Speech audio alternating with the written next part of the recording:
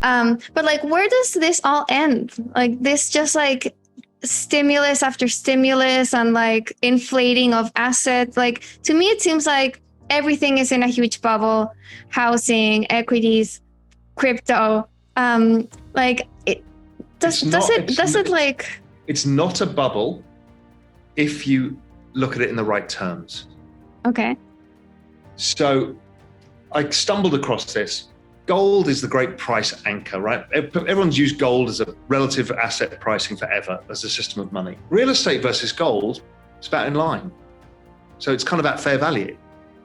Equities versus gold, pretty much at fair value. So then it makes you think, why are we thinking everything's a bubble? And then I realized what was going on is that the central bank printing was devaluing the purchasing power of fiat currency, but against these rare fixed assets, and only against those, and not against wages and not against earnings.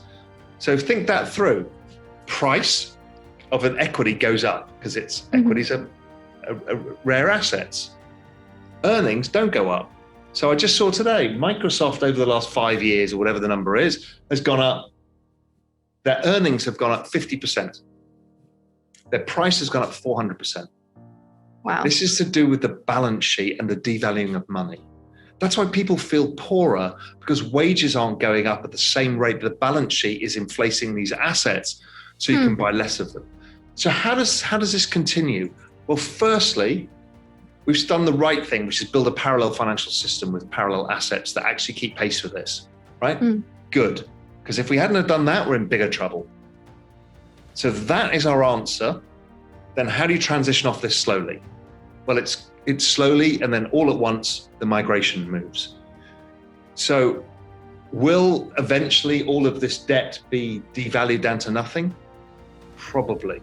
Will we have to use a different currency system? Potentially. But I think it just continues, and more people become aware of it, and therefore more and more people opt out of it. And if we opt out of it create, I think it's a slow process. I thought it was, all of us in the macro world thought it was going to end with a bang. And this last recession proved to me, it's not going to end with a bang. It's going to end with a whimper. It's going to we're all going to move over there, and then we're going to be immune to it. Amazing. Okay, so how this all plays out. What you're seeing is all of these asset prices seem to be in a bubble and inflating, and that seems to be that way because fiat money is eroding, like it's correct, depreciating. Japan is showing the way. The central banks will own all of the government debt. They will not allow credit markets to function because they can't. They can't really allow equity markets to go down either. So it becomes this place where it's very difficult to get returns. Risk isn't priced correctly. So it pushes more and more people into this other world too. In the end of it, they either have to change course once they've bought all the government bonds, or they're going to have to understand that this is going to entirely collapse these currencies. If you play it through to its logical conclusion, and nobody will care because we'll have left it. And so us leaving it is what causes the final collapse of currencies. I'm not that apocalyptical. I kind of figure human ingenuity will figure some way to stop that end game, the hyperinflation, Weimar Republic, Venezuela outcome. But, we've just repeated it again in Lebanon, and we keep doing it. So it could happen. But the good thing is we've got a way out. I called it the Bitcoin life raft. Right. So interesting. But then, what will happen with national currencies if like everyone is going to Bitcoin or ETH or whatever? I don't think that's necessarily going to be the case. I think we've got the option. What I think most likely happens is somewhere down the road, the IMF or the World Bank or G20 create a global basket of currencies. Okay. And they basically use that as a world coin. and they're all going to be central bank digital currencies at that point. And to remain as part of that, you won't be able to expand your money supply more than 2%. So then you've got a more stable currency that doesn't go up and down so much, because everything's pegged to the dollar. So, you're a South African exporter, it's a nightmare for you. But if this is a world pricing basket, that's a world coin that has restricted supply, well, you solve a lot of problems. Now, you probably want to devalue as much as you can first and then do that. So I think it doesn't have to go to the end game. It can go to a different stopping point. Now, does that last forever? Probably not. No currency regime ever does. But that would change the whole conversation a lot if that happened. I mean, that would be just mind-blowing. It would mean that like countries don't have their own like independent like policies anymore, like monetary policies, or like, I don't know, like how to like regulate trade or... Well, I mean, that's Europe, right? Yeah. To some extent it works and to some extent it doesn't work. Now, do you have internal currencies and external currencies? Well, South Africa had that for years. That's possible too. So I don't know. I mean, there's ways of solving this.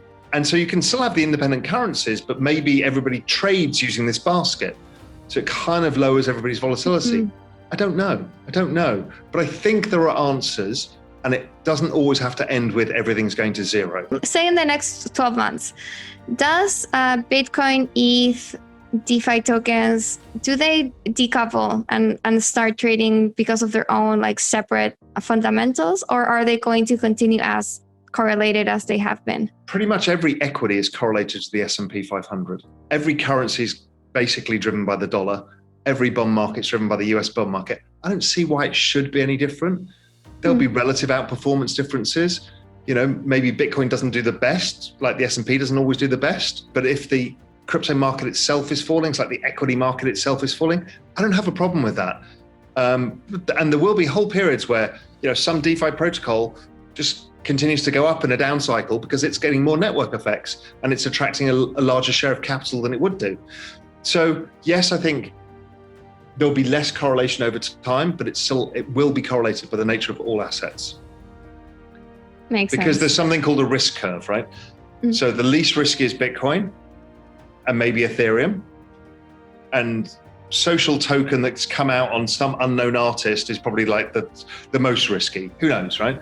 Or a DeFi protocol that's got tons of money and it could go to zero immediately. People allocate according to the risk curve, and the longer a bull market is in play, the more they go out the risk curve to get better rewards. And the moment things become more volatile, the moment they come back to the least risky asset. It's how all markets work. So I don't think it's any different. What's your call for crypto, and given the whole macro environment that we've been talking about, what are kind of your biggest bets right now? Well, my biggest bet, I think the biggest, clearest bet of all is Ethereum. If you say, if you could only own one asset over the next 12 months, what would it be? It'd be Ethereum. Because it's the least risky with the highest rewards. Because of the massive changes happening. I understand there's risk that may not go through in the format people think, and there's some other questions being asked, and that's all fine and good. But I think probability is that you're going to end up with a reduced supply, massively increasing network usage, interconnectiveness of that network, and then you're going to go to proof of stake as well, which gets rid of the green argument. I think you're going to see institutional investment in the space. So I think ETH is the single bet that there is right now. Just trades like shit right now, so it needs to get some traction. But it feels like we're in for the double pump, the 2013 repeat.